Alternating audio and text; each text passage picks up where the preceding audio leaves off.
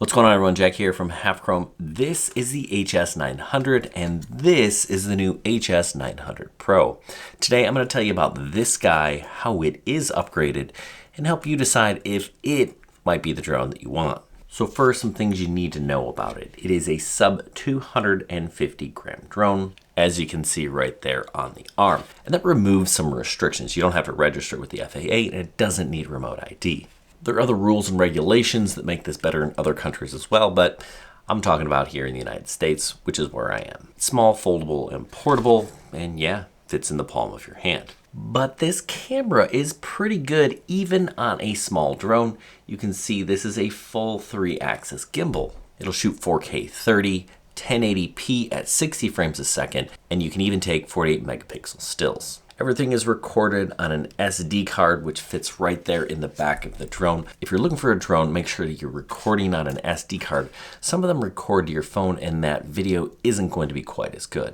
These are efficient brushless motors, and each one of these batteries is going to give you up to 30 minutes of flight time. I believe the standard package comes with 2 batteries, so that's an hour of flight. Now, are you really going to get an hour of both of these batteries? Probably not. Flight time depends on a whole lot of things. Where you fly, when you fly, how you fly, conditions outside. So many factors go into it, but I would imagine you're going to get about 75 to 80% of that. Now this HS900 is a solid drone and a good one for beginners. It checks in at under $300, and I imagine that that's where this one is as well. Now I don't know the exact pricing of the HS900 Pro, but okay, so as I'm editing the video, I just got an email from Holy Stone. It's going to be $369 retail, but they're going to send me a discount code of 30%. That brings the price to about $260. So if you want that price, check the video description down below. I should have a code to help save you some money. They say this gives you a range of 10,000 meters or up to 6 miles. Now, are you really going to fly 6 miles away? No, you're not, especially with a drone this small. Now, it does have level 5 wind resistance, but 6 miles away, hard to predict anything. That's a range increase from about 3.5 miles to 6 miles. That's a big deal because even if you don't fly that far away, it's just going to give you a stronger signal. So if you're flying behind a tree or there's heavy Wi-Fi interference, this drone is just going to do a little bit better. Now the software on this thing is updated as well, and I want to walk you kind of through the app and look at some of the different flight modes, which are really cool. The 2 new ones are Dolly zoom and this 360-degree rotation. DJI added that to the Mini 5, and they're doing it with software. It's not a full rotating gimbal, but rather a crop and a rotation. I believe that's how the Dolly zoom is working as well. It's kind of cool. Like I said, I have this thing before it's actually launched, so I imagine they're going to send some updates. They've already been updating the firmware on this thing, and it's been getting better since it's been in my hands. So hopefully it continues to improve. All right, so let's take a look at this thing in action. All right, so we're just going to look at the screen here while the drone is hovering and take a look at some of the menus. First thing you're going to want to do before you fly, right, is make sure you tap upper right-hand corner and you go into the safety settings. And I would do all 3 of these calibrations: compass, gyroscope, and gimbal. You just tap the button and it'll tell you how to do that. I'm not going to do that now. But it's definitely something you're going to want to do. Also, check out the control. You can change some of the buttons on the controller if you like. Switch between metric and feet if that's something you want to do. Below that cogwheel in the upper right, you'll see some other things you might want to do. Tap, kind of the camera controls here. I would format your TF card. Just make sure you start with that. I'm also going to turn on my grid lines. I like that, and I do like a center dot. Doesn't look like I can do both. That's unfortunate. So we're just going to do the grid lines, and that's fine.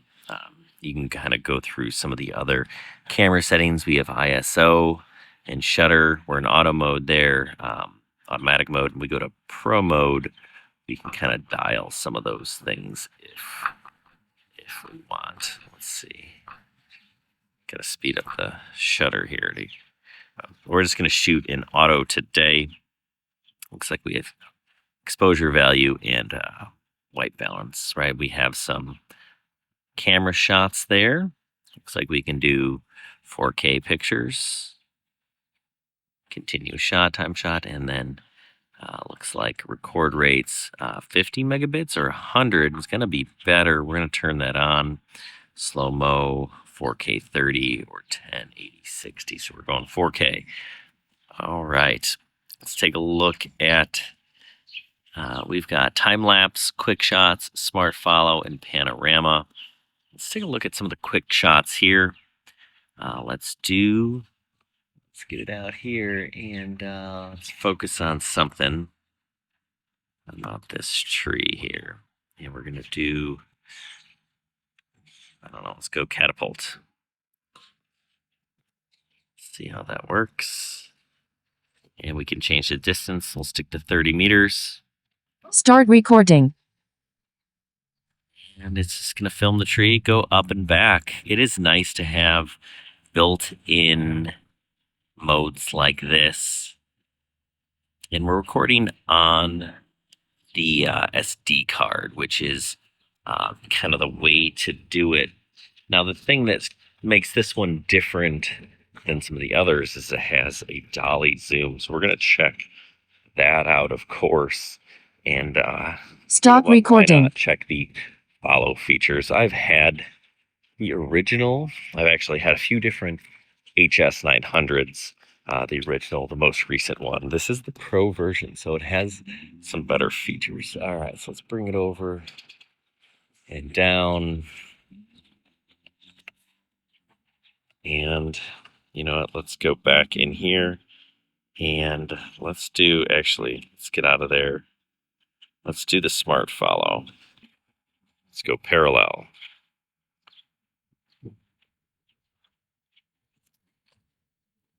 Start recording. Okay, so yeah, it's going to do a decent job of following me. Think it's high enough over that tree, should be okay. Well, we're getting kind of close. All right, so now if I touch the sticks, left stick up, yeah, killed the mode. Stop recording. Okay. Let's see, does the right stick kill the mode? That's the question. All right.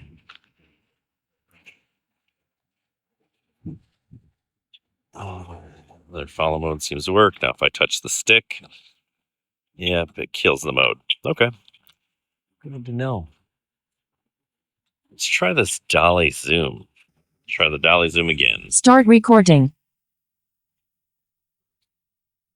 Stop recording. I mean, that's a neat deal. All right. Let's do a rocket. Start recording.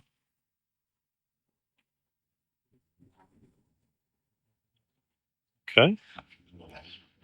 And, you know, let's try this route. All right, we got the circle going. It's not going, is it? Start recording. There we go. A little slow, but I can set the number of rotations. I don't like that. It's not really a smooth circle. Probably take some practice. All right, go ahead and stop. Stop recording. Is rotation. Auto forward 150 meters. Watch for obstacles. They go this way. Over the water. That'll do it. Start. Start recording. Oh. That's cool. Spinning the camera like the Mini 5 does. That's sick.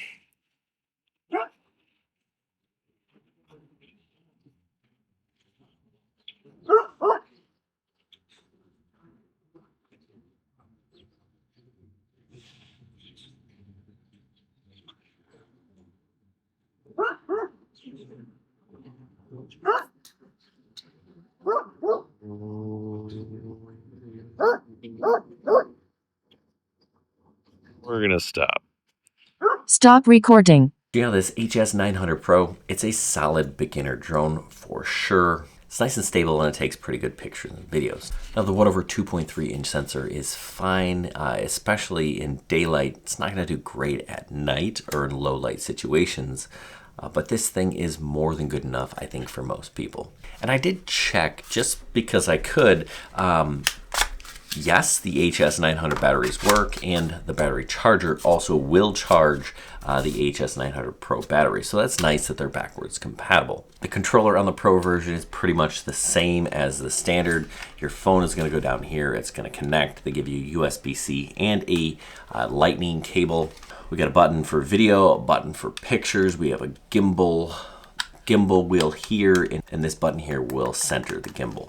The sticks hide away underneath so they don't break off during transportation. And everything fits nicely in this carrying case. I love that Holy Stone includes a carrying case with their drone. It just makes it super convenient if you're taking this with to travel. So is this an upgrade from the original? Yeah, better range, couple more flight modes, different color. It's a light refresh, I'd say, but it's a good one. What do you think? Do you think it's worth upgrading? Do you think there's a better drone in this price range at this price point? Let me know in the comments down below. Anyway, I hope this was helpful. Good luck everyone, and happy flying.